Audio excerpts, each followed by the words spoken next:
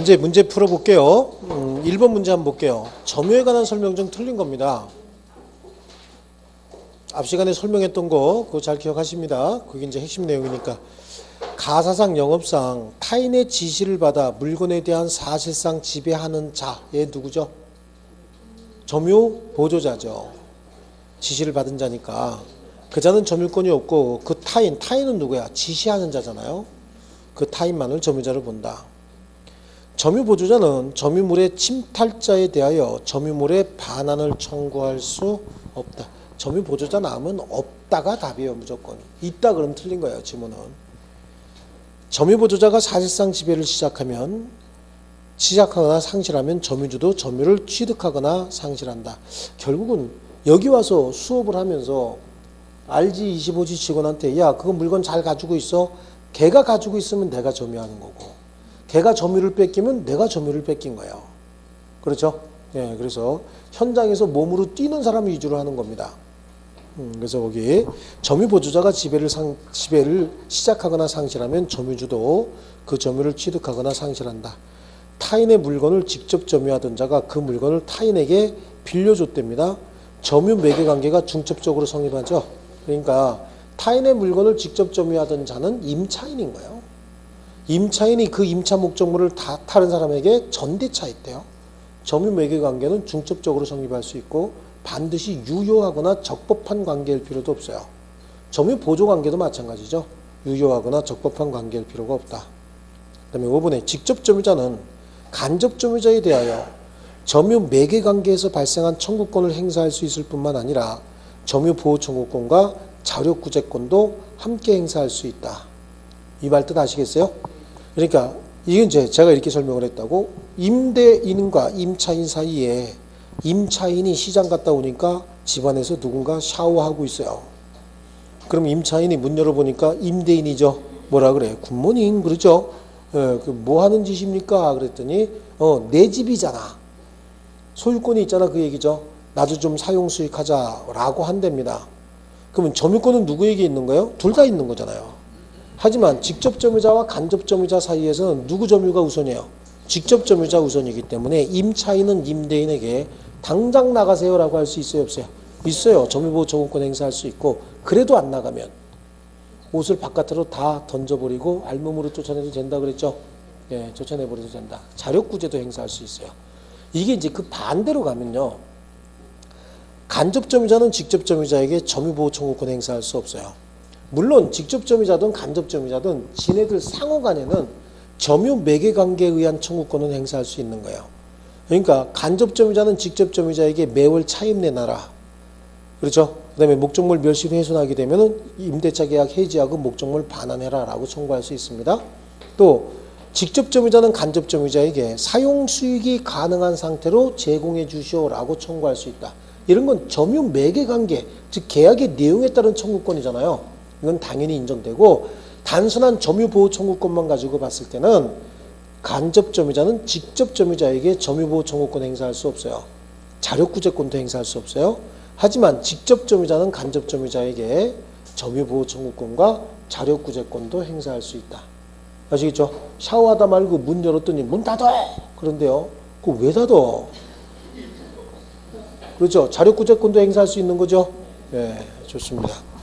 쫓아내야지 그런 것들은. 자, 그 다음에 한번 넘겨보세요.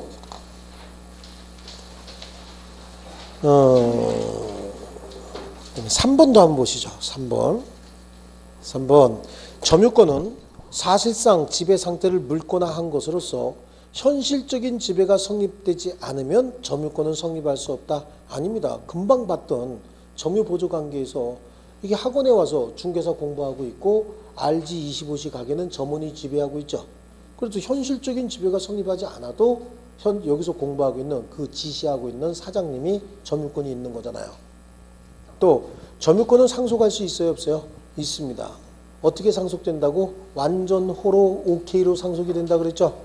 그 다음에 점유에 대한 권리적법 추정은 동사는 물론 부동산에도 적용이 된다 이거 아니라 그랬습니다.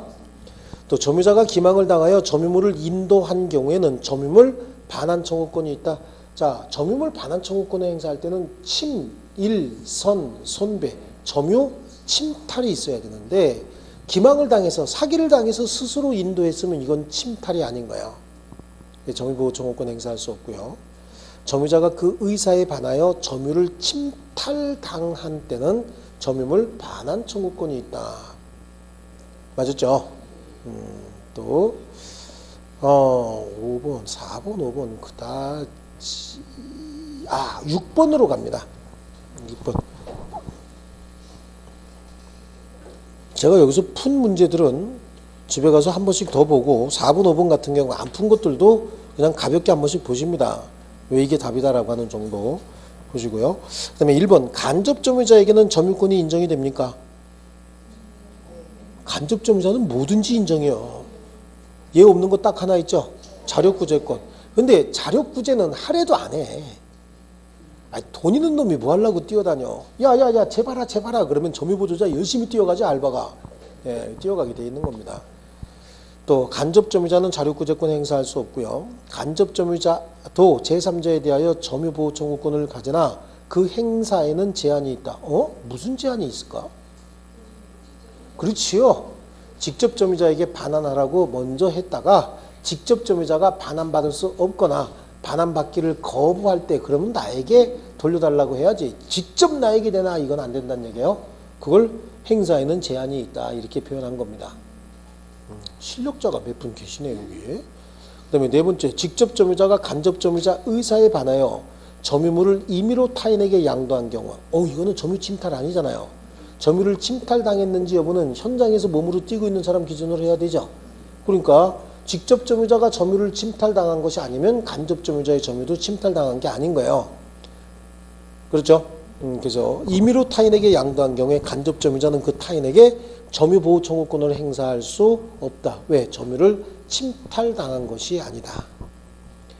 간접 점유자도 점유권을 가지지만 직접 점유자에 대해서는 점유보호 청구권을 행사할 수 없고 본권에 기한 청구권. 본권에 기한 청구권 뭐예요? 위반했으니까 목적물 반환해라 라고.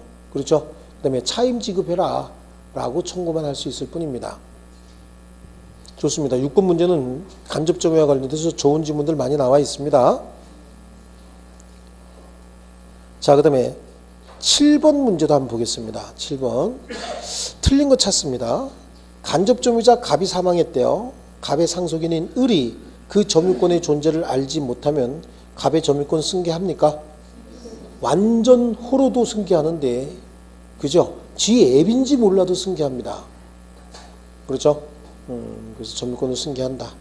점유자가 점유물에 지출한 비용의 상환을 청구하는 경우에 점유자는 선의 또는 악에 따라 차이가 없다. 비용 상환 청구는 자타, 선악 불문하고 청구할 수 있는 거예요. 또 채권의 담보로서 소유권 이전 등기 후 밑줄 쫙 치면 뭐예요? 저당권 설정한 후잖아요. 그 목적물에 담보권 설정자가 그대로 사용하고 있는 경우에 담보권 설정자의 점유는 자주점유 맞나요? 소유권 이전 등기를 여기서 저당권이라고 절대 안 나와요. 소유권 이전 등기를 해줬는데 무슨 목적으로 해줬다고? 담보 목적으로. 그럼 뭐 설정한 거예요? 양도담보지만 우린 양도담보라고 하지 말고 뭐라 그러자고? 저당권이라고. 저당권 설정해 준 사람이 계속 목적물 점유하고 있으면 소유자가 지집 점유하고 있는 거잖아요. 그렇죠? 그 점유는 무슨 점유예요? 자주점유죠. 타인의 물건을 절취한 자도 자주 점유하고 있다. 그러니까 절취한 자가 뭐예요? 그렇죠. 우리가 쉽게 쓰는 말로 도둑놈이죠. 도둑놈의 점유가 자주점유예요? 네, 그래요. 도둑질을 한 행위를 가만히 들여다보면 왜 도둑질을 했느냐? 그렇지, 가지려고. 가질 의사가 아주 투철하죠. 네, 가지려고 도둑질을 했습니다. 또 갑은 자기 소유 시계를 을에게 대여한 후 뭐 해줬대요? 대여했다. 그렇다는 얘기는 점유 매개 관계가 성립했다죠. 대여한 후 갑이 병에게 그 시계를 양도한 경우에 아하 그러면 갑이 간접 점유자 지위에서 그 시계의 소유권을 제3자 병에게 양도했답니다. 양도한 경우에 병이 소유권 취득의 대항 요건을 구부하기 위해서는 갑이 을에게 양도 사실을 통지하거나 을이 승낙이 있어야 된다. 그래서 뭐죠? 목적물 반환 청구권인 거야. 그러니까 점유권을 제3자에게 양도할 때는요. 제가 이 물건을 이분에게 이제 빌려줬어요. 빌려줬으면 내가 간접 점유자죠. 근데 이 물건을 꼭 이분이 사겠다는 거야. 그럼 임차인한테 살 수는 없잖아요. 그럼 임대인한테 와서 그 물건 나한테 파시죠. 그럼 제가 뭐라 그래요? 이번 주 주말까지 쓴다는데 주말 지나면 다음 주 월요일 날 제가 팔게요. 그랬더니 딴 사람이 덤벼들어서 또 살 것 같잖아요. 그러니까 아예 오늘 파세요. 오늘 파시고 다음 주 월요일 날 제가 직접 가서 받아가시면 되잖아요. 이렇게 얘기를 하겠죠. 그럼 오늘 파는 거예요. 이게 뭐냐면 목적물 반환 청구권을 양도하는 거예요. 그럼 목적물 반환 청구권을 양도하고서 아무 얘기 안 하면 이분은 나한테 갖다 갚으려고 하실 거 아니겠어요? 그렇죠. 그러니까 뭐 해줘야 돼? 팔았으니까 이분에게 변제하세요 라고 얘기하는 거죠. 이렇게 목적물 반환 청구권을 양도하고 그 사실을 채무자에게 통지하면 대항 요건을 갖췄다고 보는 거예요. 근데 이게 목적물 반환 청구권이 아니고 아까처럼 등기 청구권 같으면은 통지만 가지고는 안 되고 채무자가 어떻게 써야 돼? 승낙까지 해줘야 되죠. 그걸 얘기하고 있는 거예요. 그래서 갑이 자기 소유 시계를 을에게 대여한 후 갑이 병에게 그 시계를 양도한 경우에 그 목적물 반환 청구권이 있는데 그 목적물 반환 청구권을 병에게 양도했잖아요. 병이 소유권 취득의 대항 요건을 구비하기 위해서는 갑이 을에게 양도 사실을 통지하거나 을의 승낙이 있어야 한다. 자, 됐고요. 그냥 5번 지문 같은 경우는 조금 우리 시험 범위하고는 약간은 벗어난 거야. 그런데 우리 직접 점유, 간접 점유, 직접 점유의 취득과 간접 점유의 취득, 또 직접 점유의 상실과 간접 점유의 상실과 관련돼서 나올 수는 있지만 그다지 뭐 그게 중요한 부분은 아닙니다. 그래서 1, 2, 3, 4번 정도 이렇게 좀 잘 보시면 되겠고요. 자, 그 다음에 8번에 자주점유자는 누구냐? 봤죠? 도둑놈이죠? 도둑놈은 자주점유자입니다. 그래요.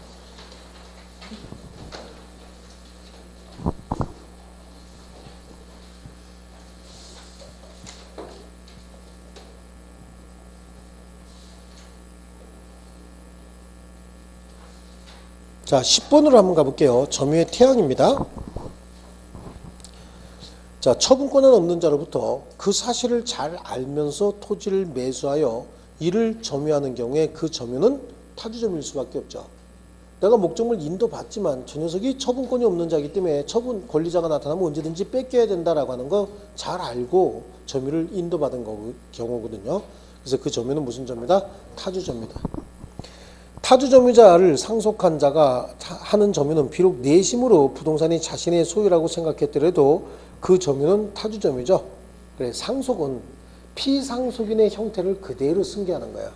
그래서 민법에서는 상속인과 피상속인은 완전히 같은 사람이라고 보셔도 됩니다. 특별히 정말 전체 민법에서 객관식 문제 풀 때는 상속인과 피상속인은 같은 사람이다. 한 2개 정도 예외 사유가 있는데 그건 우리 시험에서 건드리지 않습니다. 그냥 우리 시험에서 상속인과 피상속인은 같은 사람이다 이렇게 이해하셔도 답 고르는 데는 큰 문제는 없어요. 또 타인의 토지에 분묘를 설치한 자가 분묘를 설치했으면 소유권을 가지고 있는 거야? 사용권만 가지고 있는 거야? 사용권만 가지고 있는 거죠. 그 분묘 기지를 점유하는 경우에 그 점유는 자주가 아니고 뭐예요? 타주다. 명의 수탁자의 점유는 무슨 점이에요? 타주점유죠. 명의 신탁자의 점유가 자주점유죠. 명의 신탁을 했다는 얘기는 팔 생각은 없고 그냥 이름만 빌렸다는 얘기잖아요. 예, 그러니까 타주, 자주 이렇게 나눠지는 거고, 매도인이 매매 대금을 다 받은 후에, 자, 매매에 있어서는요, 목적물에 대한 과실 취득권이 누구에게 있느냐 이거 한번 따져야 되는데 그 기준일이 뭐예요? 대금을 완납했느냐 안 했느냐. 매매 대금 완납되기 전이면 매매 목적물로부터 생긴 과실은 매도인에게 속하는데 매매 대금이 완납되고 난 이후부터는 매수인에게 속하는 거예요. 그렇죠. 즉 매매 대금을 완납하고 난 다음에 매도인이 목적물을 계속 점유한다는 얘기는 자주점유가 아니고 뭘로 바뀌어요? 타주점유로 바뀌는 거예요. 이제 반환해 줘야 된다라고 하는 걸 인식하는 겁니다. 10번엔 답이 3번이고요. 11번도 잠깐 보겠습니다. 11번. 점유의 태양에 관한 설명으로 틀린 건데요. 점유자가 점유 개시 당시 소유권 취득의 원인이 될 수 있는 법률행위, 기타 법률 요건. 여기서 법률행위, 기타 법률 요건이 뭐예요? 법률 규정 얘기하는 거잖아요. 권리 변동의 원인은 법률행위 아니면 뭐예요? 법률 규정이잖아요. 법률행위, 기타 법률 요건. 그러면 기타 법률 요건은 법률 규정 얘기하는 거죠. 이거 두 개밖에 없어요. 이런 것도 없이, 그러니까 권리를 취득할 수 있는 원인이 전혀 없다는 걸 잘 알면서, 그와 같은 법률 요건이 없다는 사실을 잘 알면서 타인 소유의 부동산을 무단 점유했다. 무단 불법 점유죠. 이거는 어떻게 한 거야? 비어있더군요. 이거죠. 네. 그랬으면 자주 점유의 추정은 어떻게 한다? 깨진다. 상속에 의해서 점유권을 취득한 경우에 상속인은 새로운 권한에 의하여, 그리고 아버지의 점유를 승계해서 보니까 내 집보다 좋다. 그럼 집주인한테 아저씨 이거 나한테 파시죠 라고 할 수 있죠. 새로운 권한에 의하여 자기 고유의 점유를 개시하지 않는 한 원칙적으로 피상속인의 점유를 떠나 자기만의 점유를 주장할 수는 없는 것이고, 점유자가 취득시효 기간 경과 후 매수 의사를 표시한 것은 특별한 사정이 없는 한 취득시효 이익을 포기한 것으로 볼 수는 없다죠. 이것도요. 취득시효가 완성이 됐어요. 그럼 소유권 이전 등기 청구하면 되는 거잖아요. 이렇게 해서 두 필지의 토지가 실제 경계는 여기인데 담장이 이렇게 설치되어 있었다고. 이쪽 부분 요만큼을 갑하고 을이 이렇게 이웃에 살던 사람이에요. 갑하고 을이 여기 이렇게 지금 집을 지어서 살고 있었어요. 근데 나중에 두 사람이 굉장히 친한 사람이야. 여기서 여기다가 해서 뻐꾹 그러면 뻐뻐꾹 그러면 뻐꾹이 집에 가서 소주 한잔 먹는 거야. 마누라 몰래. 딸꾹 그러면 또 딸꾹 집에 가갖고 소주 한잔 먹고 서로 이제 이렇게 약속해서 굉장히 친하게 지내던 사람들입니다. 어느 날 둘이 낮술을 먹고 어깨동무하고 오면서 친구여 부르다가 이렇게 오다 보니까 누군가가 지금 측량을 하고 있습니다. 측량 작업을 하고 있는 거야. 이렇게 해서 여기다가 이렇게 올려놓고 띠디디디디 보고 있어요. 측량을 하고 있는 거야. 뭐 하시는 거예요? 라고 봤더니 이 지역에 개발계획이 발표돼서 이 지역에 신도시가 들어올 예정이랍니다. 술이 확 깨죠. 술이 확 깹니다. 그래? 이렇게 얘기했는데 이 사람이 하는 얘기가 이상하네요. 경계가 여긴데 왜 담장 경계가 이렇게 됐나 몰라요. 둘이 어깨동무 풀죠. 어깨동무 쫙 풀면서 뭐라는 거야. 도둑놈 마냥 남의 거를 이렇게 되는 겁니다. 도둑놈 마냥 남의 거를 20-30년이 넘도록 공짜로 쓰고 이러고 있다고. 빨리 담장 허물고 내 땅 내놓고 그동안의 사용이익 내놓으라고. 이렇게 되는 거죠. 갑이 뭐래요? 동생아 너 왜 그러냐 갑자기 이렇게 얘기하잖아요. 그럼 니하고 나하고 피가 섞였냐 뭐가 섞였냐 무슨 동생이냐 말 트지 마라 뭐 이렇게 되는 거죠. 갑자기. 그러면서 이제 분쟁이 생기는 겁니다. 그런데 이 사람 부인 병이 오늘 공인중개사 공부하러 가서 취득시효 배웠네. 그쵸? 둘이 얘기합니다. 여보 우리 이거 우리 건 줄 알고 여태까지 점유하고 있었잖아. 그렇지. 아무도 간섭하지 않고 평온하고 공연했지. 그렇지. 20년 넘었지. 그렇지. 이렇게 된 거 아니냐고요. 그래요? 그럼 어떻게 하면 되는 거야? 등기 청구해버리죠. 그런데 이 부인이 오기 전에 이 남편이 너 왜 그래? 그렇다고 이걸 내가 지금 어떻게 철거해?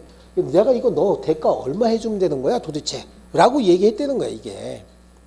취득시효가 완성된 이후에 매수제의 한번 했다. 이거는 싸우기 싫어서 한 얘기라고. 분쟁 해결의 수단으로서 통상 이렇게 제안을 하는 경우도 있고 이 제안을 한 그 행위는 그냥 싸움 즉 분쟁을 하기 싫어서 한 것이지 시효 이익을 포기하겠다는 의사로 보지는 않는다는 얘기예요. 그렇죠? 그러니까 부인이라도 중개사 공부하라고 보내야 된다고. 이건 실제가 이 사건이라니까. 제가 하는 얘기는요 다 지어낸 얘기가 아니에요.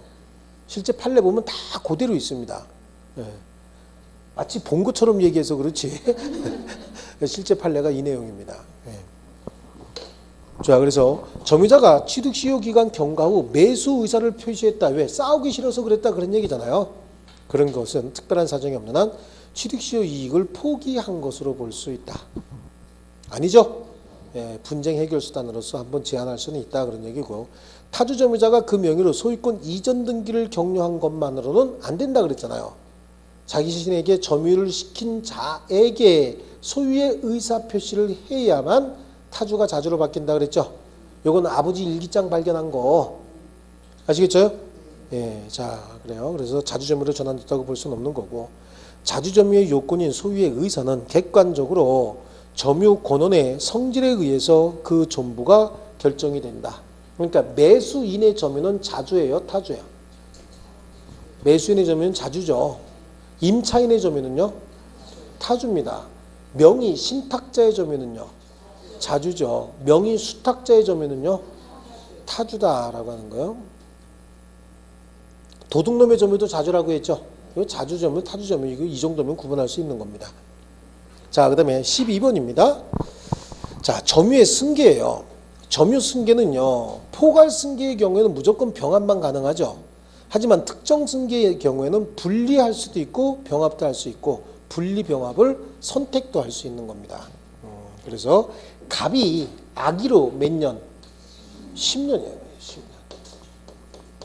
갑이 아기로 10년을 했고요. 또 이후에 을에게 점유를 이전했고 을은 5년간 선이었대죠. 을이 선이었는데 요 기간이 몇 년? 10년. 요 기간이 5년이었답니다. 그랬다가 한 번 더 넘길 것 같은데요. 병이 다시 그 점유를 승계해서 10년간 선의로 점유했답니다.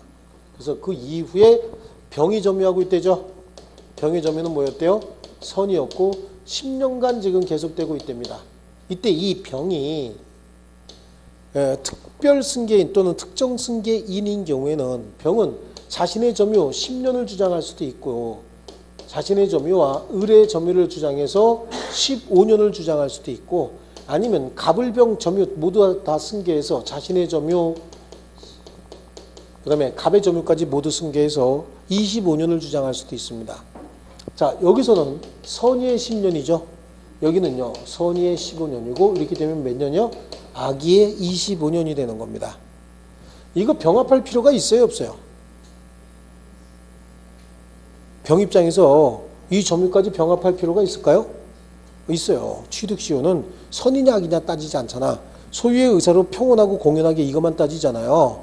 그러니까 이때도 주장할 필요가 있는 겁니다. 등기부 취득시효 주장할 때는 이것만 주장하면 되겠죠. 그렇습니다. 여기서 중요한 거 전 점유자의 점유를 승계할 때는 그 뭐까지? 하자까지. 전 점유자의 점유를 승계할 때는 하자까지 모두 다 승계가 된다라고 하는 거고 전 점유자의 점유를 합산할 때는 그 점유기간 전부를 합산해야지 전 점유자의 점유기간 중 일정 기간만 잘라서 합산할 수는 없다. 아시겠죠? 분리병합은 이 정도면 될 것 같네요. 그래서 병의 주장은 악의의 25년 만을 주장할 수 있다가 아니고 맨 밑에 5번 보세요. 선의의 10년 내지는 15년, 악의의 25년 중 어느 것이라도 주장할 수 있다. 그거 찾아내야 되겠죠. 자, 그리고 넘겨보시면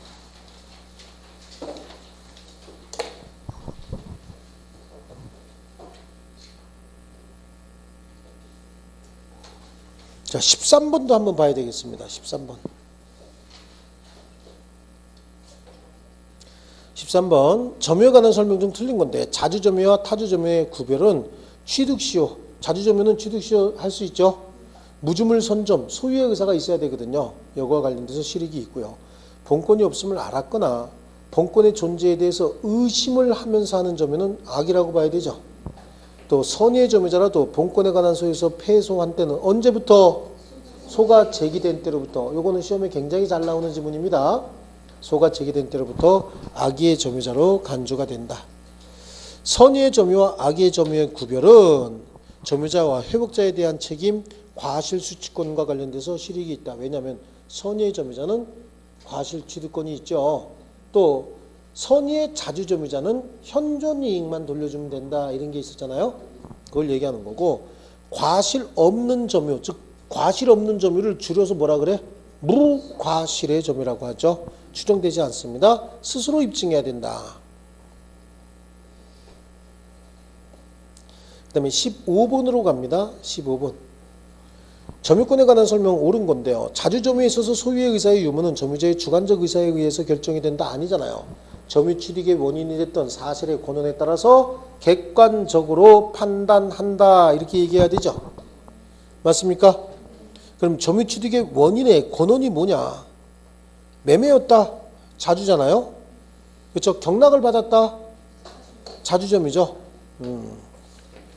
아까 한 거니까 또 할 필요 없고.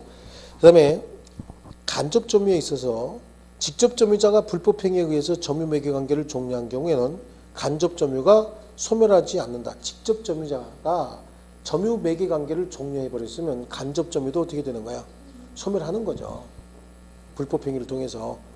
그래서 점유 매개 관계가 둘 사이의 점유 매개 관계는 임대차 관계가 됐든 전세권 관계가 됐든 어떤 관계가 됐든 간에 직접 점유자를 중심으로 해서 모든 관계가 형성이 되는 거야. 직접 점유자와 간접 점유자는 둘 사이의 점유 매개 관계에 기한 권리 의무만 남아 있는 것이고, 점유 자체는 항상 누구를 기준으로 봐야 되는 거죠? 직접 점유자를 기준으로 봐야 되는 거예요.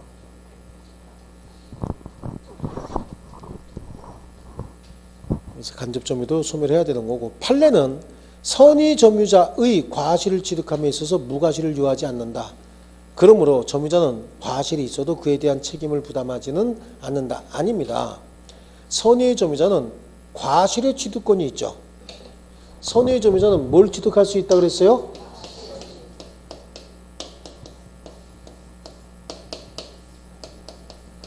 과실을 취득할 수 있어요.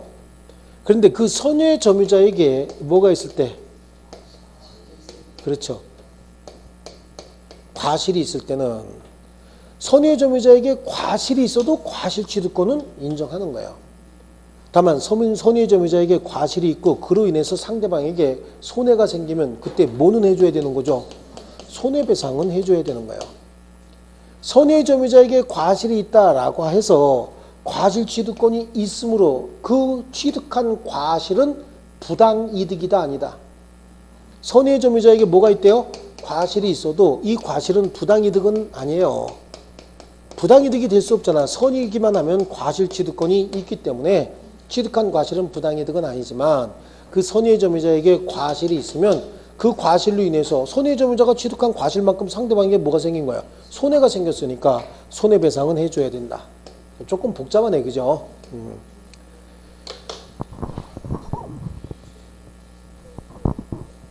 자, 그래서 선의 점유자의 과실을 취득함에 무과실을 유하지 않는다. 그러므로 점유자에게 과실이 있어도 그에 대한 책임은 부담하지 않는다. 근데 책임 부담하는 거 있죠? 손해배상 책임은 있는 거죠.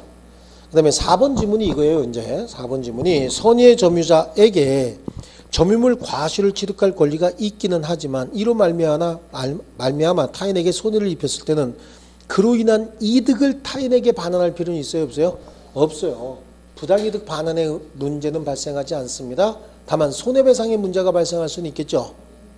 또 판례에 의하면 상속인이 새로운 권한에 의해서 자기 고유의 점유를 개시하지 않는 한 피상속인의 점유를 떠나 자기만의 점유를 새로이 주장할 수는 없다. 그래요. 상속인과 피상속인은 똑같은 사람이기 때문에 피상속인이 타주점유자였으면 상속인도 타주점유자예요. 그럼 타주점유자가 자기의 소유의 의사를 가지고 새로운 권한을 갖지 않는 한 타주점유가 자주점유로 바뀔 수는 없잖아요.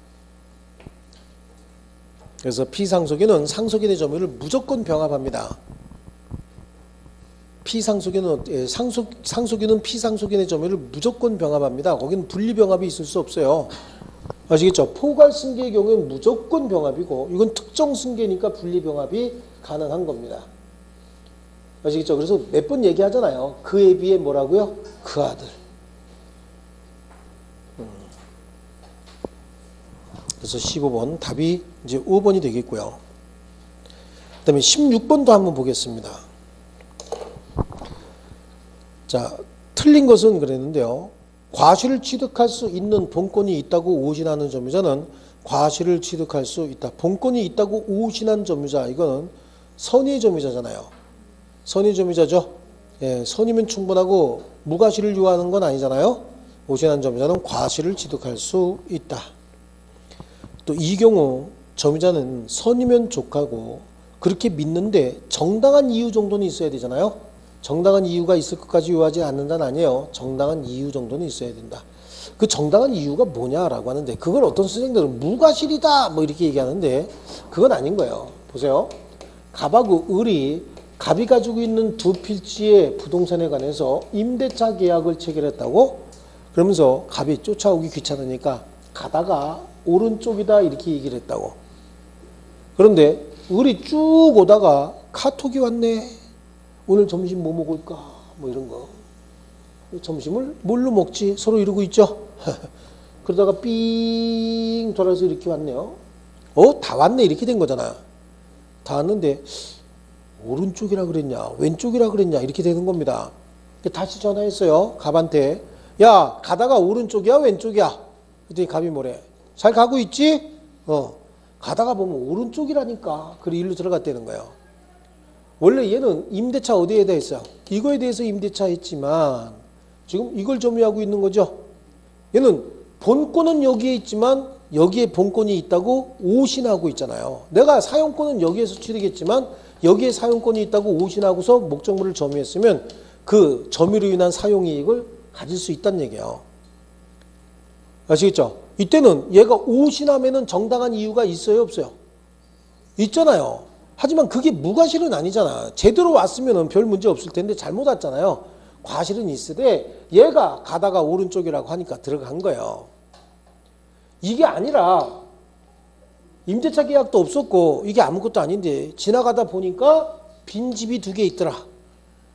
빈집이 2개 있는데 침을 튀겨서 딱 튀겨보니까 이쪽으로 침이 많이 튀더라.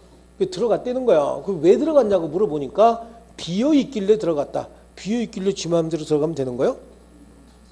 그렇죠. 요즘에 일단 들어간 사람들도 있죠. 나가려면 뭐래요? 안 나가요. 요즘에 나가라 그러면 안 나갑니다. 왜? 지가 선점했대. 안 나갑니다. 그런 사람들도 있어요. 잘 잠가놔야 됩니다. 진짜. 예? 예? 있다니까. 안 당해봐서 몰라서 그래. 여러분 실제로 중개업 하시면요. 이제 뭐 이렇게 중개업 하시면서 점점 기간이 길어지고 규모가 커지잖아요. 그러면 이런 거 발생해요. 실제로. 와가지고 장사해요. 막 이런데 빈대 와갖고 장사합니다. 그래서 여기서 왜 장사하시죠? 그러면 뭐 조금 좀 이상한 얘기는 하긴 한데 안에서 막 이렇게 장애인들 몇 명 나와요. 나와서 좀 먹고 살찌는데 이런다고. 감당 안 돼요. 감당 안 된다고. 손도 댈 수가 없어요. 그때는 잘못 손대면 정말 큰일 납니다. 이거 잘 잠가놔야 되는 거야. 왜 들어오셨는데 비어있잖아. 좀 쓰면 어때? 비어있는데 이렇게 나온다니까. 그렇죠? 그동안에. 그럼 누구 오면 임차인 오면은 사용수익권자 오면은 비워주면 될 거 아니야. 이렇게 얘기하죠. 사용수익권자 오죠. 그럼 비워줍니까? 네, 비워줍니다. 비워주는데 권리금 받고 비워준다고. 내놓으라고 한다고. 예. 굉장히 많아요. 이런 거요. 실제 현장에 나가보세요. 중개업이 만만한 거 아니에요. 그냥 자격증 따고 하나 걸어놓고 그럼 매월 300만 원씩 수입 짝짝 들어온다. 그럼 나도 이거 안 해. 나가서 그거 하지. 그런 게 아니에요. 실제로. 현장에 나가면 정말로 터프합니다. 물론 전월세만 하려고 맘먹으면 괜찮죠. 전월세만 하면서 쉬는 시간에 고스톱 술술 치다가 손님 오면 덮어서 그죠. 덮어서 자 한 사람 나가고 뭐 이렇게 하고 그렇죠. 나머지 광 팔고 나가 뭐 이렇게 되는 거죠. 그런 거 말고 실제로 중개업 제대로 하려면 정말로 터프하게 배우셔야 돼요. 처음부터. 살벌하게 배우셔야 됩니다. 터프한 데 가갖고. 예. 너무 겁을 주나요? 자, 그리고요. 선의의 점유자는 단순히 소비한 과실뿐만 아니라 수취한 과실 전부에 대해서 부당이득 반환 의무가 없다. 그리고 선의의 점유자라도 폭력 음비에 의한 점유자는 수취한 과실의 대가를 반환하여야 한다. 폭력 음비는 나중에 뭘로 본다 그랬어요? 악의로 본다 그랬죠. 자, 그 다음에 사용 이익도 과실에 준하므로 타인의 건물을 자기 건물로 알고 사용한 자는 차임 상당액을 부당이득으로 반환할 필요는 없다. 다만 여기도 오신하면은 뭐가 있어야 돼요? 그치, 정당한 이유가 있어야 되죠. 이렇게 똑같이 2채를 지었는데 분명히 나는 오른쪽이라고 들었다. 그런데 이쪽 길로 오른쪽이지 뭐. 그래서 일로 들어갔는데 사실은 이쪽 길로부터 오른쪽이다 이럴 수도 있잖아요. 이렇게 정당한 이유가 있어야 돼요. 무과실이어야 함을 요하지는 않겠지만 정당한 이유 정도는 입증해 줘야 됩니다. 자, 그리고 16번 말고 18번에 비용상환 청구권으로 갑니다. 점유자의 비용상환 청구권에 관한 설명 틀린 겁니다. 점유물의 보존 비용을 필요비로 하고 가치 증가를 위해서 지출한 비용을 유익비라고 하죠. 점유자가 과실을 취득한 때 통상의 필요비는 청구할 수 없나요? 점유자가 과실을 취득한 때 통상의 필요비는 청구할 수 있어요, 없어요? 없어요. 왜 청구할 수 없는 거야? 통상의 필요비라고 하는 게 이거 형광등 교체한 비용, 문고리 교체한 비용 이런 것들이에요. 이런 거는 과실을 취득했다는 얘기는 사용이익을 얻었다는 얘기잖아요. 사용할 때 필수적으로 소비되는 소모품들이죠. 이런 것들은 과실을 취득할 때 반드시 지출되는 비용이기 때문에 지가 과실을 취득하기 위해서 지출한 비용으로 보는 거예요. 또 유익비는 그 가액의 증가가 현존한 경우에 하나요. 누구 선택이요? 항상 회복자, 항상 돌려받는 사람 선택입니다. 회복자 선택에 쫓아 그 지출 금액이나 증가액의 상환을 청구할 수 있고, 유익비 상환에 관하여 법원은 상당한 상환 기간을 허용할 수도 있고요. 필요비 유익비는 물건에 관하여 생긴 채권이다. 유치권의 피담보 채권이 될 수 있죠.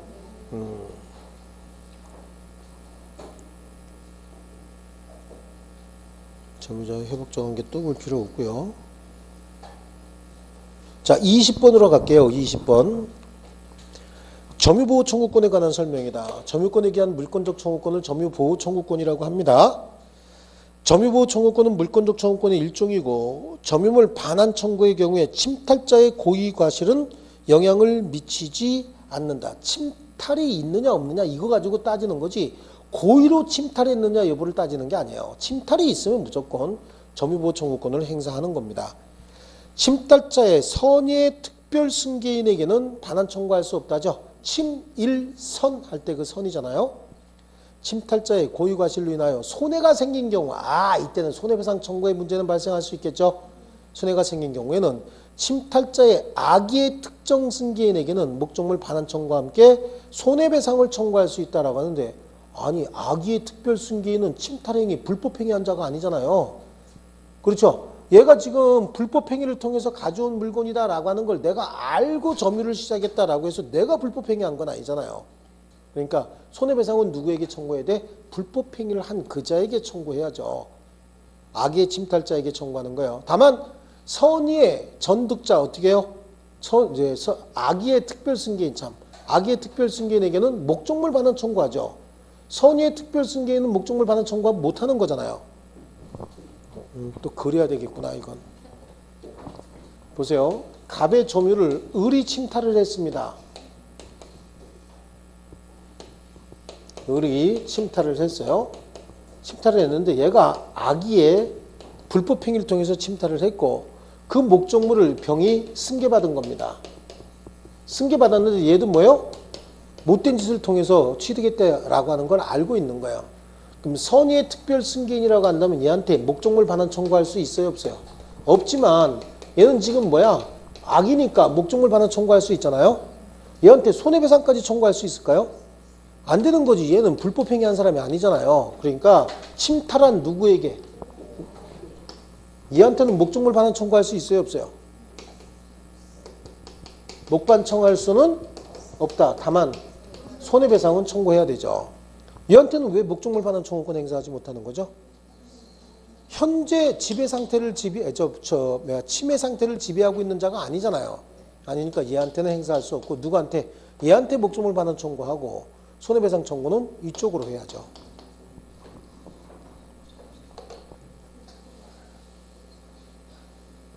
자, 그 다음에 손해배상 청구는 성질상 점유보호 청구권의 당연한 내용인 것은 아니다. 아시겠죠? 예, 손해배상 청구는 점유보호 청구권의 당연한 내용은 아닌 거예요. 자, 그 다음에 22번으로 갈게요. 22번. 선의의 점유자라도 본권에 관한 소에서 패소한 때는 언제부터? 소가 제기된, 또 나왔었죠 앞에서요. 점유자가 점유물에 대하여 행사하는 권리는 적법하게 보유한 것으로 본다. 맞았어, 틀렸어요? 추정한다지. 추정한다죠? 추정한다. 필요비의 상환을 청구하기 위하여 점유자는 어떻게 된다? 선이 이어야 한다. 맞았어, 틀렸어요? 틀렸죠? 선악불문하고 상환 청구할 수 있어요. 다만 선의의 점유자가 과실을 취득한 경우에는 통상의 필요비는 상환 청구할 수 없다. 그럼 결론적으로 밑에 거 좀 읽으면 어때? 뭐 할 거예요? 밑에 거 좀 읽는다고. 두 줄 더 읽으면 머리가 막 팍팍 뛰어요. 선의의 점유자는 결국은 비용상한 청구권, 즉 필요비 상한 청구권 행사할 수 있다는 얘기예요, 없다는 얘기예요? 거봐, 모르면서 자꾸만 딴짓하고 앉아있어요. 자, 다시요. 선의의 점유자는 필요비 상한 청구권 행사할 수 있어요, 없어요? 써요만 크게 하지 말고 있어요, 없어요? 앞에 게 중요한 거예요. 네, 선의의 점유자도 필요비 상한 청구권 행사할 수 있어요. 다만 선의의 점유자가 과실을 취득한 경우에는 통상의 필요비는 상한 청구할 수 없다. 이렇게 나누는 거야.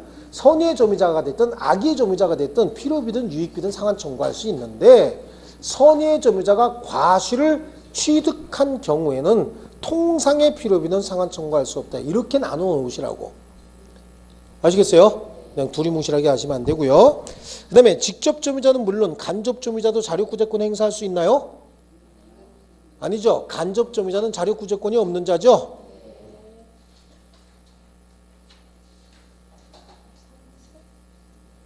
자, 그 다음에 24번으로 한번 가세요. 24번 가고 쉴게요. 24번. 점유권에 관한 내용인데요. 본권에 관한 소에서 패소한 자는 다시 점유의소를 제기할 수 있습니까? 없습니까? 있습니다. 점유의소 제기할 수 있어요. 그래서 점유에 관한 소는 점유에 관한 소와 본권에 관한 소는 서로 영향을 미치지 아니하고 점유에 관한 소는 본권에 관한 이유로 재판하지 못한다. 이렇게 돼 있잖아요. 자력구제권은 점유권에 침탈 또는 방해 행위가 있는 경우에만 인정되고 그 이외의 권리에 대해서는 민법은 직접 이를 인정하지 않는다. 그래서 민법의 자력구제는요. 원래가 권리의 구제는 국가구제예요. 권리 구제는 자 요거는 필기하거나 뭐 그러지 마시고요. 잠깐 이렇게 볼게요. 원래 권리의 침해가 있으면 원칙이 뭡니까? 국가구제인 거야.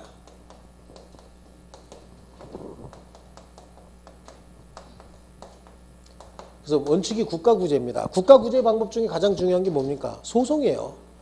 소송 외 분쟁 해결 수단이라고 해서 ADR이라고 하는 게 있긴 있어요. 있는데 그건 이제 소송법에서 문제가 되는 거야. ADR이 뭐죠? 조정, 그다음에 무슨 뭐 중재 이런 거 있잖아요. 이건 재판 외 분쟁 해결 수단이다라고 하더라도 그것도 국가기관에서 하는 거예요. 그래서 국가구제라고 보고요. 두 번째는 이제 사력구제가 있어요. 사력구제는 정당방위, 긴급피난, 자력구제 이렇게 세 개가 있어요. 이거는 개인적인 힘으로 구제받는 거잖아요. 정당방위는 나뿐만 아니라 제3자의 이익을 지키기 위해서 뭔가 내가 행위를 해서 타인의 재산상 또는 신체상 손해를 가하는 일을 정당방위라고 얘기를 해요. 나뿐만 아니라 다른 사람의 이익을 지키기 위해서 제3자 다른 사람에게 손실을 가하는 행위를 정당방위다. 정당방위도 위법성이 조각이 됩니다. 그래서 처벌받지 않습니다. 근데 대한민국은 없었다 그랬죠. 대한민국의 정당방위는 거의 없습니다. 예. 긴급피난이라고 하는 건 자기에게 갑자기 닥친 위난을 피하기 위해서 타인의 재산 또는 신체상의 손해를 가하는 걸 긴급피난이라고 얘기해요. 앞에서 차가 브레이크 풀려갖고 버스가 막 내려옵니다. 그럼 자전거 타고 가다가 버스를 온몸으로 막아야 될까요? 옆에 수퍼라도 뚫고 들어가야 될까요? 그게 긴급피난인 거예요. 그게 긴급피난입니다. 자기에게 닥친 긴급한 위난을 피하기 위해서 옆에 수퍼 문을 뚫고 들어갔대요. 문 다 부서졌죠? 예, 이 경우에도 처벌받지 않습니다. 타인의 재산을 손괴했어도요. 그럼 정당방위는 뭐야? 지나가다가 골목길에서 살려주세요! 라고 하는 소리가 들리네요. 봤어. 봤더니 중딩 3명 정도가 있대요. 들어가야 돼 말아야 돼? 인간성 보는 거예요. 여기서 이제 들어가야 돼 말아야 돼요? 어떻게 할 거예요? 어디다가 신고해? 지금 이거 신고하기는 지금 잘못하면 코리아 폴리스가 그렇게 빨리 와요? 천만의 말씀이에요. 빨리 안 와요. 네. 진짜 한 10년쯤 전에 제가 편의점 앞에서 친구하고 맥주를 한잔 이렇게 먹고 있는데 저는 이제 소주 먹고 막 이렇게 뭐 어디 가는 거 별로 안 좋아해. 편의점 앞에 앉아가지고. 그렇죠? 딱 앉아서 땅콩하고 그런 거 싫어해요 되게? 난 되게 좋아해 이런 게. 편의점에 앉아갖고 땅콩하고 이렇게 하나 해갖고 맥주 한 잔 딱 해서 어떻게 피처 2개 갖다가 서로 누가 빨리 마시나 이렇게 좋아하고 이런 거 하고서 이렇게 가는 걸 되게 좋아합니다. 땅콩 하나 하고 얼마나 저렴하고 좋은데 술 충분히 취할 수 있고요. 하고 있는데 어떤 녀석이 옆에 이제 좀 불량한 애들이 둘이 이렇게 앉아 있었어요. 앉아 있었는데 누가 지나가는데 애들을 부르더니 이렇게 때리는 거야. 그래서 나는 이제 동네 선배가 동네 후배 교육시키는 줄 알고 그걸 또 뭐 개입하기 위해서 크는 과정인데 내비뒀는데 이 녀석이 갑자기 오더니 아저씨 살려주세요 이렇게 되네요. 그래서 뭐야 니네 선배 아니냐? 코피 막 흘리면서. 그게 아니라는 거야. 그래서 야 이놈들아 그러고 개입을 하니까 이놈들이 이렇게 도망을 간 거야. 이제 또 기세가 등등하니까 도망갔겠죠. 예, 도망을 갔는데 경찰한테 내가 신고했어요. 오라고 하니까 오겠다고 하더라고. 근데 조금 있다 보니까 여기서 열댓 명이 몰려오는 거예요. 이렇게 열댓 명이 몰려오는 거예요. 내 친구하고 나하고 둘이 있는데 여기서 굉장히 많은 갈등. 후진이냐 전진이냐 이거 해야 될 거 아니냐요. 예, 그래서 어떻게 했냐면 너희들 거기 서! 그러고 쫓아갔죠. 그랬더니 앞에 있는 애들이 망설이는데 뒤에 애들이 도망가더라. 그러면 이건 도미노죠. 쫙 도망가더라고요. 더 이상 쫓아가서 막상 부닥치면 또 문제 생기니까 쫓아가는 척만 했죠. 근데 이게 안 오는 거야. 경찰에 신고를 했는데. 그래서 이제 또 다시 이렇게 내일 전열을 재정비해서 접근해 갖고 오는데 무서워 죽겠더라고. 무서워 죽겠는데 조금 있다가 경찰이 오는데 앵앵앵앵 거리고서 오니까 다 도망가 버렸어요. 나 가니까 도망가. 그러고 오는 거죠. 앵앵앵 그리고 도망가.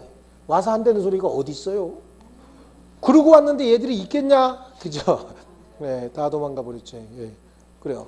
이래서 내가 만약에 얘들하고 싸움이 났다 그러면 원래 이게 정당방위거든요. 정당방위인데 한국인 이거 인정해 준 적이 없어요. 한 번도. 그러면 이제 자력구제는 뭐냐? 자력구제는 자력방위권하고 자력방위권도 뭐가 있지? 그렇죠. 자력방위권. 점유권에만 인정되는데 잊어버렸어요. 수다 떨다가. 그렇죠. 이 자력구제는 점유권에 침탈 후 즉시 또는 현장에서 추적하여 자력방위권 이러냐? 예. 자력방위권하고 이거 빨리 기억나야 되는데 수업 끝나기 전에 요즘에 참 그래요. 점유권에만 자력방위권하고 자력 회수인데 그죠? 자력으로? 예? 아 자력 탈원권 맞아요. 잊어버렸어요. 미안해요. 예, 그래요. 자력방위권하고 자력 탈환권 회수해 오는 권리 요거야. 요거 두 개만 있어요. 아 이거 오늘 망신스러워서 그죠? 그래. 근데 선생님도 가끔 잊어버릴 때 있습니다. 이해해 주세요. 점유권에만 있어요. 점유권에만 민법에서는 점유권에만 자력방위권하고 자력 탈환권 두 가지만 인정하고 있습니다. 자력방위다라고 하는 건 스스로 방해할 수 있고 자력 탈환은 현장에서 또는 추적하여 이렇게 얘기합니다. 침탈 후 즉시 현장에서 추적하여 자력으로 탈환할 수 있다. 이건 동산 같은 경우에 그래요. 부동산은 침탈 후 즉시 여기서 즉시라고 하는 건 가능한 한 빨리 탈환할 수 있다. 그래서 자력구조에 관해서는 뭐에만 규정하고 있다고요? 점유권. 왜 점유권에 관해서만 그렇게 규정하고 있냐면 점유권은 권리의 내용이 분명치 않기 때문에 한 번 뺏기고 나면 회복하기가 쉽지가 않아요. 그래서 자력구제권을 인정하고 있다. 나머지 소유권이라든지 지상권 같은 경우는 어때요? 등기가 돼 있고 권리가 확실히 확보가 돼 있죠. 정당한 전차를 통해서 얼마든지 회복해 올 수 있기 때문에 그에 관해서는 규정이 없습니다. 그랬습니다. 아 이거 망신스러워서 큰일 날 뻔했네. 자, 그래서 자력구제권은 점유권에 관한 침탈 또는 방해가 있을 때 인정하고 그 이외의 권리에서는 민법에서는 규정하고 있지 않습니다. 그 다음에 점유보조자도 선의인 경우에 과실을 취득할 수 있나요? 점유보조자는 아무것도 없는 사람이라고 얘기했죠. 네, 그래. 점유권의 양도는 점유승계를 말하는 것으로서 점유물의 현실 승계 없이는 점유권의 양도가 될 수 없다. 아니에요. 아까 현실 승계 없이도 목적물 반환 청구권의 양도만 가지고도 점유 승계 받을 수 있습니다. 상속으로 인한 점유권의 승계는 상속인이 상속 개시 사실을 알아야 될 필요는 없지만 자신이 상속권이 있다는 사실을 알아야 된다. 그것도 아니죠. 뭐였었어요? 완전 호로도 오케이라고 얘기를 했죠. 좋습니다. 그래서 여기까지 하고 망신스러운 시간 끝내고 조금 쉬었다가 소유권 하겠습니다.